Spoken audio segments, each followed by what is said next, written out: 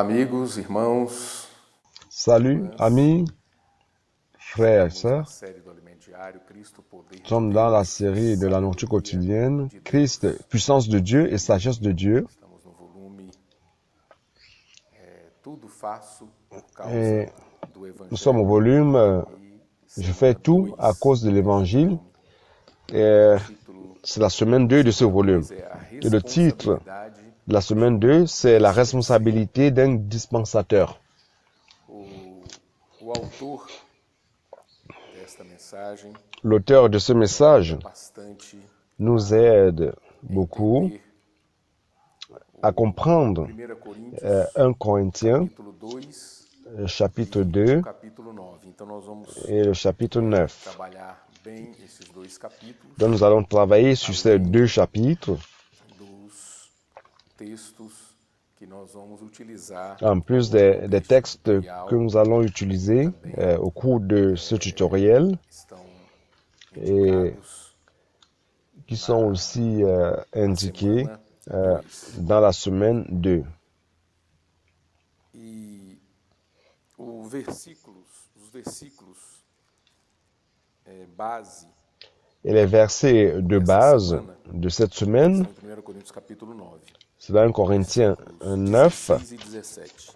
versets 16 et 17 qui dit ceci: Évangéliser n'est pas pour moi un sujet de gloire, car la nécessité m'en est imposée. Essa necessidade.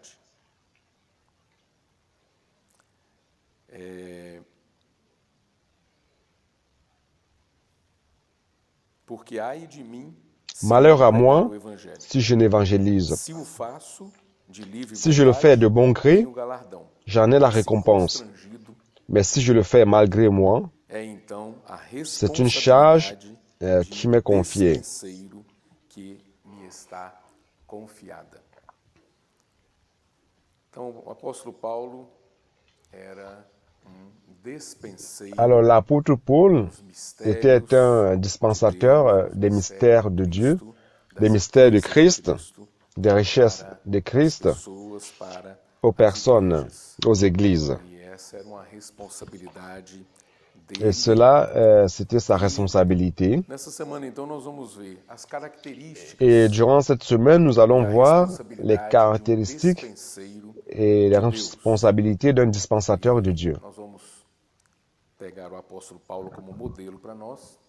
Et nous allons prendre l'apôtre Paul comme un Ele foi uma modèle, pessoa que car sans doute, il a été quelqu'un que Dieu a utilisé d'une manière riche. como podemos nos tornar uma pessoa útil a Deus. Alors, comment pouvons-nous devenir une personne utile à Dieu, une personne que Dieu peut Sua utiliser obra, para o avanço da sua dans obra, son œuvre, pour l'avancement de son œuvre, suas riquezas afin de para as transmettre pessoas. ses richesses aux personnes. Essa pessoa que Deus usa, ela Cette precisa personne que aprender Dieu utilise a viver doit apprendre à vivre precisa aprender selon l'esprit. a estar sempre na presença do Apprendre à Senhor. vivre, à être toujours dans la présence du Seigneur, utiliser l'esprit Meios et non utiliser ses propres moyens cuidar das pour coisas de Deus. prendre soin A des choses igreja de de Dieu. Corinto tinha várias Donc situações l'Église à Corinthe avait plusieurs situations qui faisaient qu'ils avaient besoin d'être réajustés, delicadas, e o apóstolo des fois les Paulo, sujets délicats, mais l'apôtre Paul, ele conseguiu comment ajudar os irmãos. a-t-il pu réussir à aider les frères à Foi Corinthe? uma pessoa que aprendeu C'est parce qu'il a été a usar quelqu'un qui a espírito. appris Não à ajudou utiliser a l'esprit. partir da Il ne sua les a própria pas capacidade, aidés en utilisant ses propres capacités, sa propre éloquence, do mais il a fait Espírito que à estava travers l'esprit qui était en lui. Capítulo 2, versículo 1. Alors, chapitre 2, verset 1, Convosco, anunciando-vos il dit o ceci: testemunho de Deus, Lorsque je suis allé vous annoncer l'évangile, je ne l'ai pas fait par ostentation de langage ou de sa sagesse, mais j'ai décidé de ne rien connaître parmi vous, sinon Jésus-Christ et Jésus-Christ crucifié. Paulo aprendeu a viver Donc Paul a appris à vivre de Cristo. une vie par la croix de Christ. Il a permis à ce que la croix de Christ puisse annuler, puisse éliminer son être naturel, ses capacités naturelles. Alors, ça veut dire que lorsque nous servons le Seigneur, lorsque nous prêchons l'évangile aux personnes, pardon, lui, Paul, il ne faisait pas cela par ses propres capacités, mais il faisait cela par l'Esprit, dépendant totalement du Seigneur.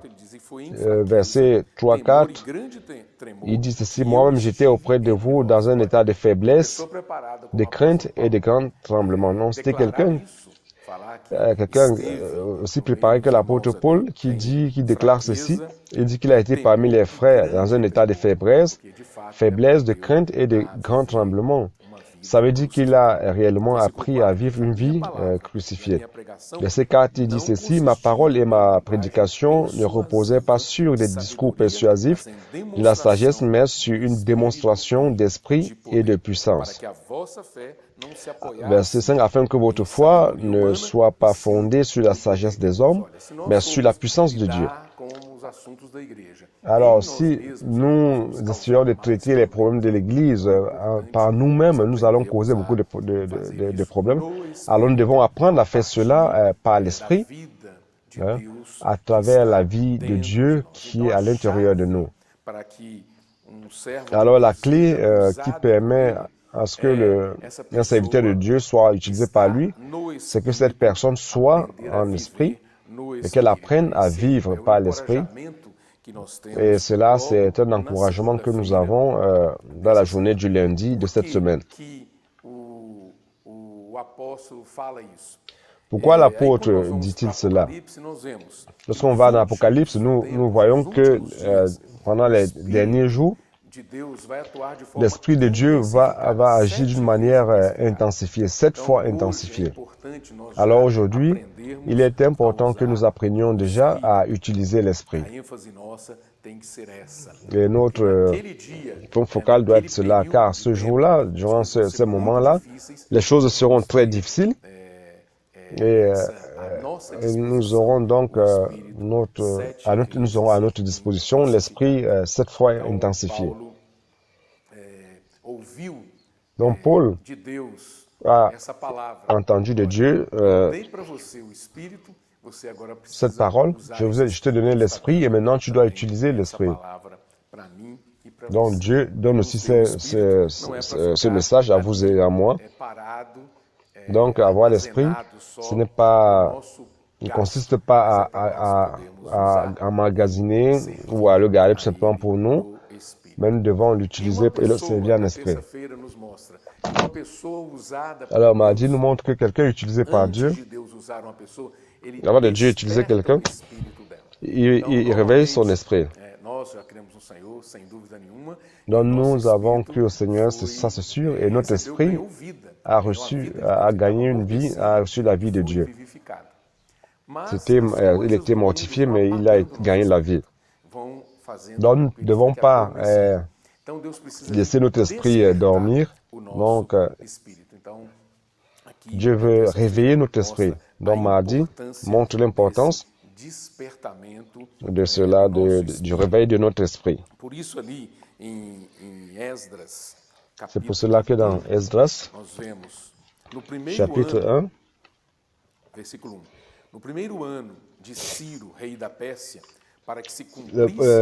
la première année de Cyrus, le roi de Persie, afin que s'accomplisse la parole du Seigneur par le prophète Jérémie, a réveillé l'esprit, le Seigneur a réveillé l'esprit de Cyrus, roi de Persie. Verset 2. Alors, c'est dit ceci, le roi de Persie, le Seigneur, Dieu des cieux, m'a donné tous les royaumes de la terre et m'a chargé de lui édifier une maison à Jérusalem de Juda. Qui d'entre vous est de tout son peuple, Dieu comme Élie, qui monte à Jérusalem de Judée, édifie une maison au Seigneur. Dieu d'Israël, Élie est le Dieu qui habite à Jérusalem. Alors, les chefs de famille de Juda et de Benjamin se levaient et les sacrificateurs, les Lévites, avec tous ceux que l'esprit, dont l'esprit a été réveillé par Dieu, afin de monter et édifier la maison du Seigneur qui est à Jérusalem. Lorsque Dieu vient réveiller notre esprit, c'est pour que nous nous lévions, que nous montions et que nous édifions sa maison. Ça, c'est la responsabilité que Dieu nous a donnée. Mais tout se passe par le réveil de l'esprit. Il y a un passage que je ne veux pas lire. Vous pouvez lire après, c'est verset Exode 35, 11, qui dit que même pour offrir à Dieu, l'homme est guidé par l'esprit. Donc, pour offrir et se donner à Dieu. Donc, mardi, dit que nous devons être réveillés afin que Dieu puisse nous utiliser. Donc, cela consiste à exercer l'esprit d'une manière régulière. Alors, mardi, un texte qui nous a été proposé pour lire en prière dit ceci. C'est Paul qui parle à son coopérateur Timothée et dit « Exerce-toi personnellement dans la piété, car l'exercice physique est un peu utile, mais la piété est utile car il y a la promesse de la vie. Et donc nous devons utiliser notre esprit. Le Fils de Dieu, les serviteurs de Dieu, les dispensateurs de Dieu doivent apprendre à exercer leur esprit. Et chaque jour, à chaque instant. Alors Paul comparait cet exercice à l'exercice physique. Donc spirituellement, nous pouvons être dans notre esprit, priant le Seigneur, nous pouvons adorer Dieu. Alors, si vous voulez lire après Éphésiens 6, 17, 18, nous sommes encouragés à prier, à prendre la parole comme notre prière, adorer Dieu. Jean 4, 22, 23, 24. Il montre que nous devons nous réjouir du Seigneur dans notre esprit. Luc 1, 46, 47, nous devons apprendre à exercer notre esprit. Et notre esprit a trois parties, qui est la communion, la conscience et l'intuition. Donc si nous exerçons notre communion avec Dieu, nous aurons une bonne conscience et nous allons être sensibles à Dieu par tout ce qu'il nous parle, à travers l'intuition de manière intime. Donc nous devons avoir cette habitude saine d'exercer l'esprit. Et lorsque vous exercez l'esprit, comme nous avons vu dans la recommandation de Paul à Timothée, c'est l'exercice de la piété. C'est quoi la piété? La piété, c'est la manifestation de Dieu. C'est ressembler à Dieu. Donc, plus j'exerce l'esprit, plus je suis en communion avec Dieu, plus je vais ressembler davantage à Dieu. Donc, il est important que nous vivions ressemblant à Dieu dans notre maison, dans notre service que nous rendons à Dieu, dans la communion avec les frères, dans notre travail, à l'école, dans n'importe quel travail que vous faites. Lorsque vous exercez l'esprit, vous allez ressembler davantage à Dieu. Donc, Paul comparait cela à l'exercice physique afin que nous puissions comprendre cela. Dans notre esprit, avant d'avoir cru, il était atrophié. Maintenant que nous avons cru, il a été réavivé et nous devons donc l'exercer d'une manière constante.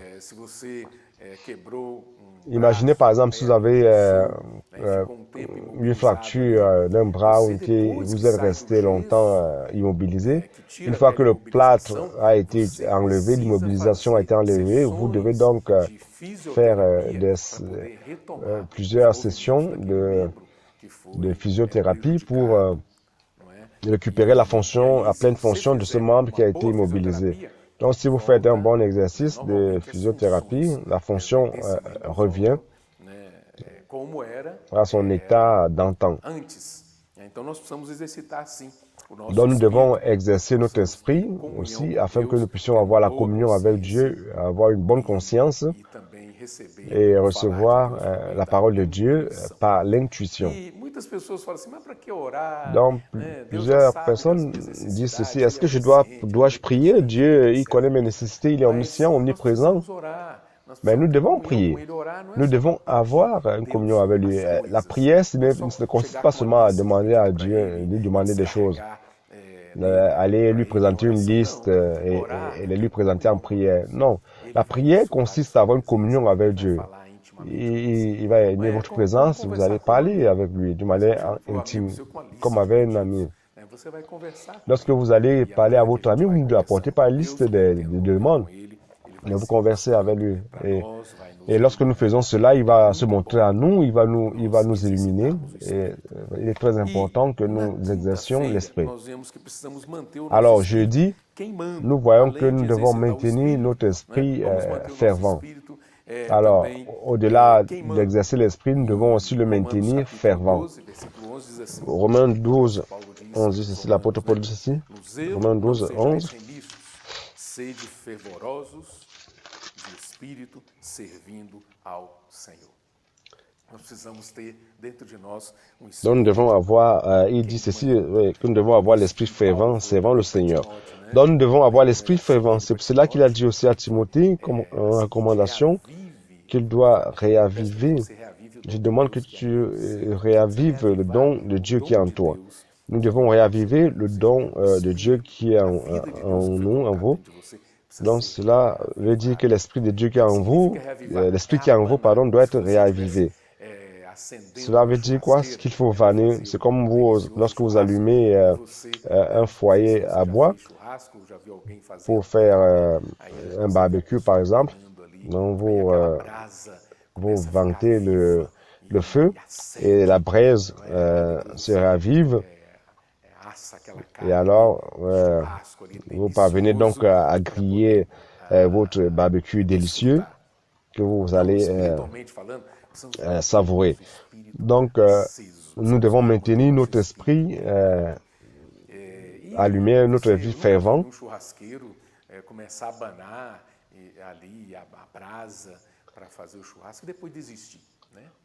Donc, vous voyez, lorsque quelqu'un qui allume le feu pour faire un barbecue n'abandonne pas, il continue, il ne va jamais abandonner, il va continuer à vanter jusqu'à ce que la braise s'allume. Donc, spirituellement, c'est la même chose. Mais malheureusement, nous accordons spirituellement peu de temps à l'esprit, mais plus à la chair.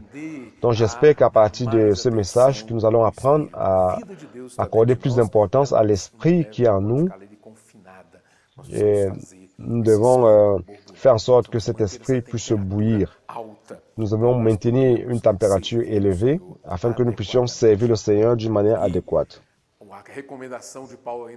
Et la recommandation de Paul en Romains, c'est de mettre la pensée dans l'esprit. Donc, au-delà de réaviver le don qui est en toi, il faut mettre ta pensée dans l'esprit. Et en cela, tu vas donc profiter de la vie et de la paix. Lorsque on met la pensée dans la chair, le résultat, c'est la mort. Non, tout ce que vous allez recevoir dans la vie va dépendre de votre décision. Vous voulez la vie ou la mort? Si vous voulez la vie, il suffit de mettre la pensée dans l'esprit. Et ici, il y a aussi quelques pratiques saines qui sont recommandées dans nos Écritures, qui nous aident d'une manière douce,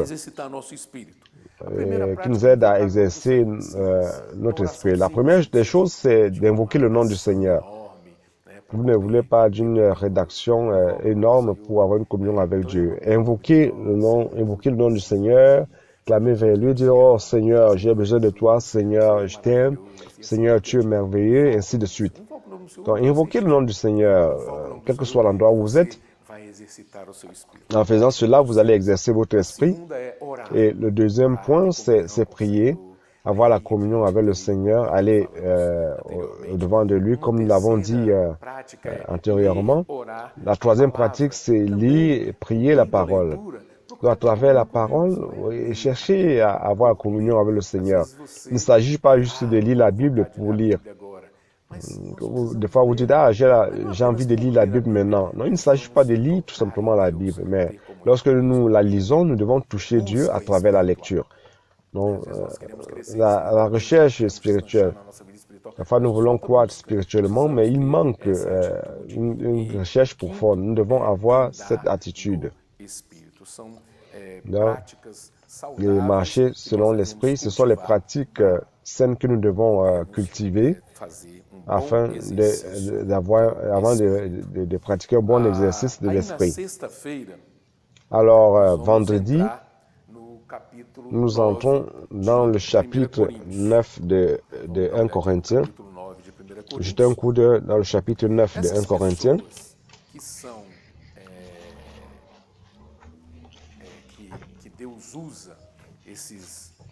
Ces personnes que Dieu utilise, ces dispensateurs de Dieu ont été appelés par Dieu. Dieu leur est apparu et leur a donné une commission. Alors l'apôtre Paul, du chapitre 9, il a été interpellé par des personnes qui le connaissaient. Et il était en train de leur répondre. Et ces réponses qu'il a données étaient sous forme de questions. Au chapitre 9, verset 1, il dit, « Ne suis-je pas libre? Ne suis-je pas apôtre? N'ai-je pas vu Jésus, notre Seigneur? N'êtes-vous pas mon œuvre dans le Seigneur? » On voit ici qu'il a posé des questions. Premièrement, il a montré qu'il est libre, mais sa liberté ne consiste pas à faire sa propre volonté, mais celle du Seigneur. Il est apôtre, un envoyé de Dieu. Il a vu Jésus, le Seigneur. Et son œuvre a produit des fruits. Les Corinthiens étaient le fruit de l'apôtre Paul dans le Seigneur. Et dans Acte 26, nous avons la confirmation de ces paroles que Paul a proférées aux Corinthiens. Acte 26, que nous disons, à partir du verset 15. Alors, je répondis, qui es-tu, Seigneur? C'est ce que quand Paul a rencontré le Seigneur. Qui es-tu? Le Seigneur dit, moi je suis Jésus que tu persécutes.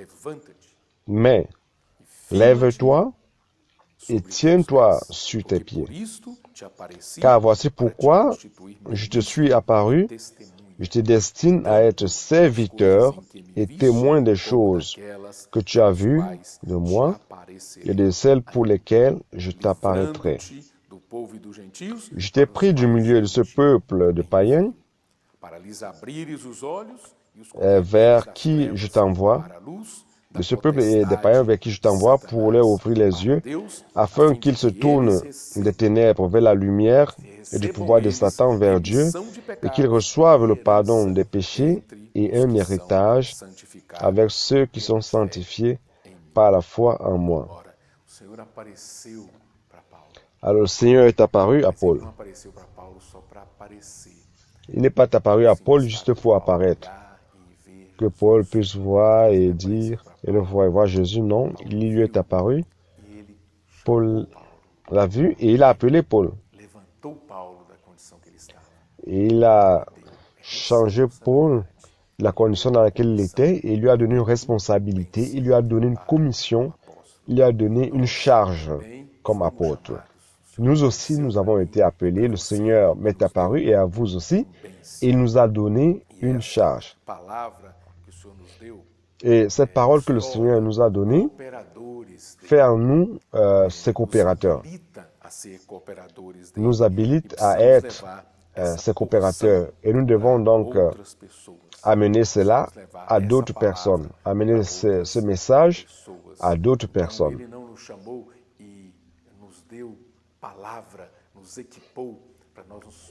Il ne nous a pas appelés, il nous a donné ces messages afin que nous devenions juste des connaisseurs. Non.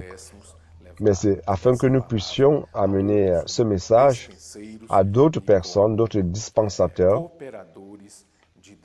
et comme coopérateurs de Dieu. Si vous et moi avons des difficultés pour coopérer avec Dieu, pour mener à bien les responsabilités qu'il nous a données, et il nous a aussi donné cependant des instruments. Donc nous devons utiliser certains instruments comme le groupe familial de soins mutuels.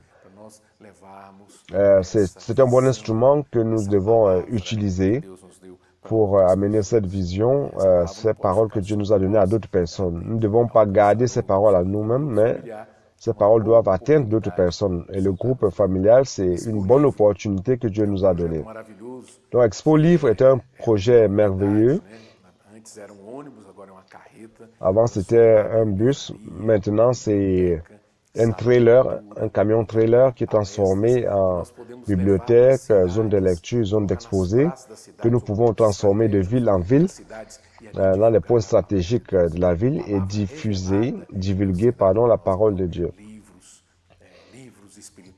La parole de Dieu, les livres spirituels, la Bible, les récits pour les enfants, et tout cela est fait. Récemment à Campinas, nous étions à Campinas et après, nous sommes allés à Campos de Jordão. L'Expo Livre de la région sud-est.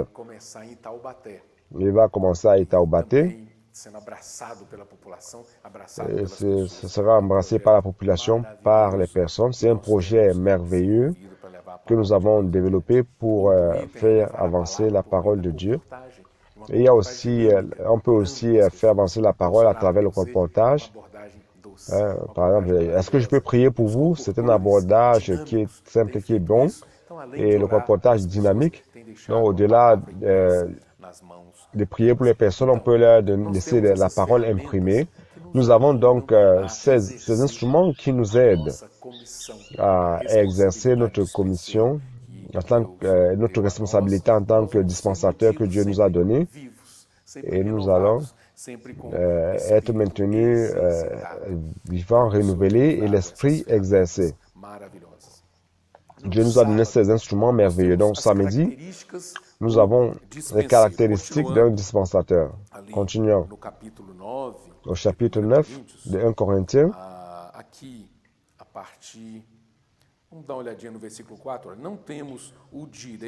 Dans 1 Corinthiens 9, 4, que nous n'avons pas le droit de boire et manger. Donc, ici, dans un sujet intéressant, le dispensateur a des droits, comme tout autre homme.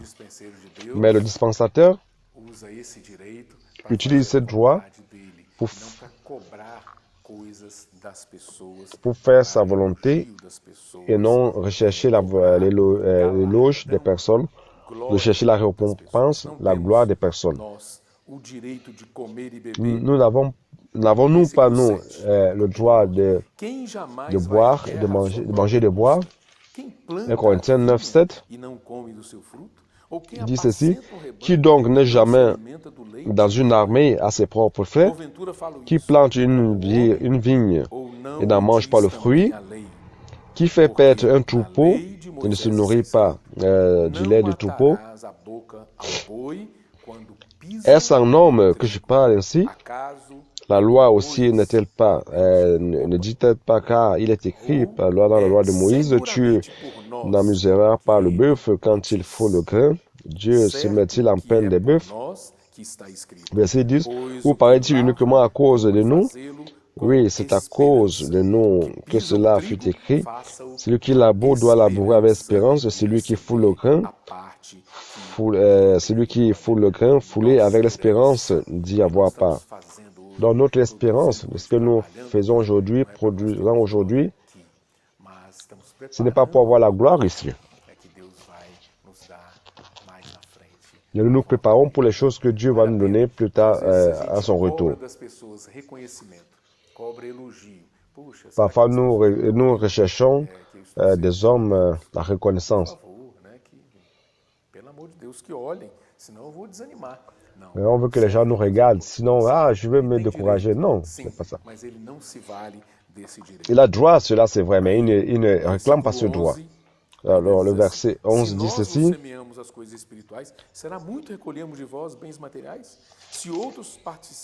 Si nous avons sémé pour vous les biens spirituels, est-ce excessif que nous moissonnions vos biens matériels? Si d'autres jouissent de ce droit sur vous, n'est-ce pas plutôt à nous d'en jouir?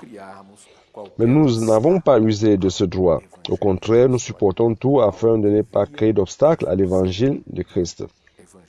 Donc Paul vivait en fonction de l'évangile. Il ne voulait pas qu'il y ait quelque chose qui soit une barrière par rapport à cet évangile et qui l'empêche d'amener la parole aux personnes. Donc il cherchait à être affranchi de tout. Verset 13. Ne savez-vous pas que ceux qui remplissent des fonctions sacrées sont nourris par le temple, que ceux qui servent à l'autel ont part à ce qui est offert sur l'autel? De même aussi, le Seigneur a établi comme règle que ceux qui annoncent l'Évangile vivent de l'Évangile.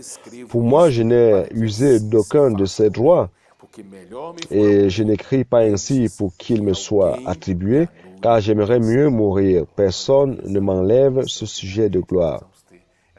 Alors vous voyez, nous devons avoir cette vision de serviteur de Dieu, enfant de Dieu, nous qui servons le Seigneur dans l'Église et dans son œuvre, nous avons besoin de cette vision.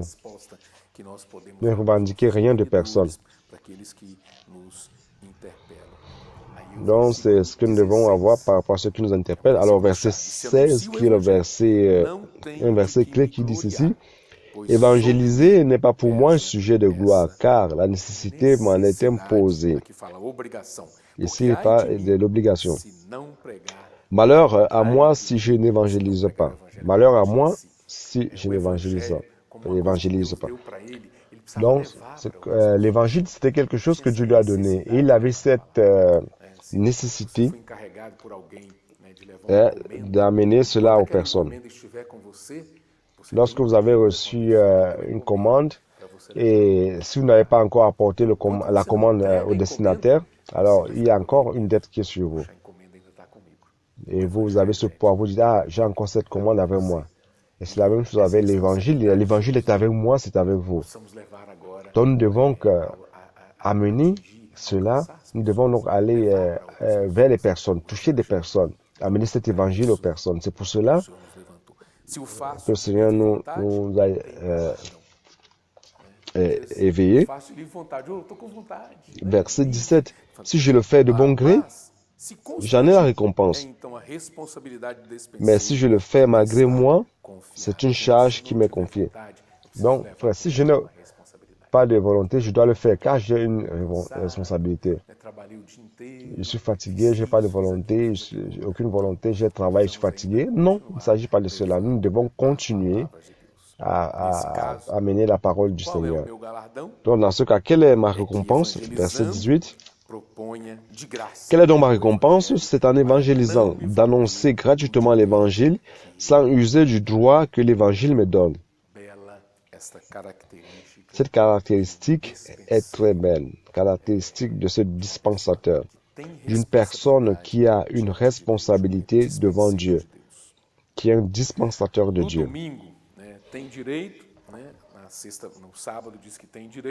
Samedi, il dit qu'il a le droit, mais il n'attend pas la récompense des hommes pour recevoir, mais la récompense vient de Dieu. Et pour terminer notre tutoriel, nous avons le dimanche. Donc, le texte qui nous est promis ici, qui nous est donné, c'est 1 Corinthiens 9, 19, qui dit ceci. Car bien que je sois libre à l'égard de tous, je me suis rendu le serviteur de tous afin de gagner le plus grand nombre. Donc, l'auteur dit quelque chose de très intéressant dans cette portion. Il parle d'esclaves de tous. Lorsqu'il définissait le thème de ce message qu'il a donné, qui est devenu la deuxième semaine de ce volume de la nourriture quotidienne, il a pensé au titre. esclaves de tous. Et c'est très touchant. C'est aussi la responsabilité d'un dispensateur. La responsabilité d'un dispensateur. Mais ce mot esclave de tous est un thème qui touche énormément chacun de nous. Bien que nous ayons des droits, nous abandonnons ces droits. Nous devenons des esclaves. L'esclave n'a pas de droit. Donc lorsque je suis un esclave, je n'ai plus droit à rien. C'est cela le sentiment qui doit animer celui qui sert le Seigneur. Donc quelqu'un qui a un bébé, une mère qui a un bébé, elle fait tout pour son enfant, elle abandonne ses propres droits, sa propre réjouissance, sa propre vie, afin de se dédier au bébé. Plusieurs fois, nous avons vu des mamans passant des nuits assises devant l'enfant. Il y a le lit, mais elle passe la nuit assise car elle est préoccupée par rapport à son enfant, il peut avoir une régurgitation, ou bien il a une maladie, ou il tousse beaucoup. Alors elle est préoccupée par rapport à son fils, et puis à cause de cela, elle se restreint par l'amour qu'elle a par rapport à son bébé. Donc nous devons être comme cela par rapport à Dieu. Nous devons prendre soin de lui comme étant des esclaves et non revendiquer des droits. Je voudrais continuer en lisant avec vous le verset 9. Avec les Juifs, j'ai été comme Juif afin de gagner les Juifs, avec ceux qui sont sous la loi, comme sous la loi, et pourtant je ne suis pas moi-même sous la loi, afin de gagner ceux qui sont sous la loi. Avec eux qui sont qui sont sans loi, comme sans loi, et pourtant je ne suis pas moi-même sans la loi de Dieu, mais sous la loi de Christ, afin de gagner ceux qui sont sous la loi. Donc, il dit afin de gagner ceux qui sont sans loi. Il ne violait pas la loi. Il est important de comprendre cela. Il ne commettait pas de péché. Il ne vivait pas dans le monde. Il ne se contaminait pas par le monde. Il s'est fait, verset 22, j'ai été faible avec les faibles afin de gagner les faibles. Je me suis fait tout à tous afin d'en sauver de toute manière quelques-uns. Et 23, il dit, j'ai fait tout à cause de l'évangile afin d'y avoir part. En concluant cette session, dit ceci, verset 24, ne savez-vous pas que ceux qui courent dans le stade courent tous, mais qu'un seul reçoit le prix? Courez de manière à l'obtenir. Tout lutteur s'impose toute espèce d'abstinence, eux, pour recevoir une couronne corruptible. Nous, pour une couronne incorruptible. Moi dont je cours, mais non pas à l'aventure. Je donne des cours de poing, mais non pas pour battre l'air. Au contraire, je traite durement mon corps, et je le tiens assujetti de peur, après avoir prêché aux autres, d'être moi-même disqualifié. Donc mettre son corps en esclave, c'est mettre son corps au service de Dieu. Et non remettre son corps au péché, aux choses de la chair, à notre bon plaisir, aux choses malignes, au monde. Mais nous devons faire en sorte que notre corps soit un esclave de Dieu, un esclave de Christ. Nous devons assujettir notre corps à l'esclavage. Donc, malgré que nous ayons des libertés, nous ne devons pas utiliser cette liberté pour ouvrir la porte à la chair, mais nous devons nous remettre au plan de Dieu et il va nous utiliser, nous serons très utiles à Dieu et que Dieu nous bénisse.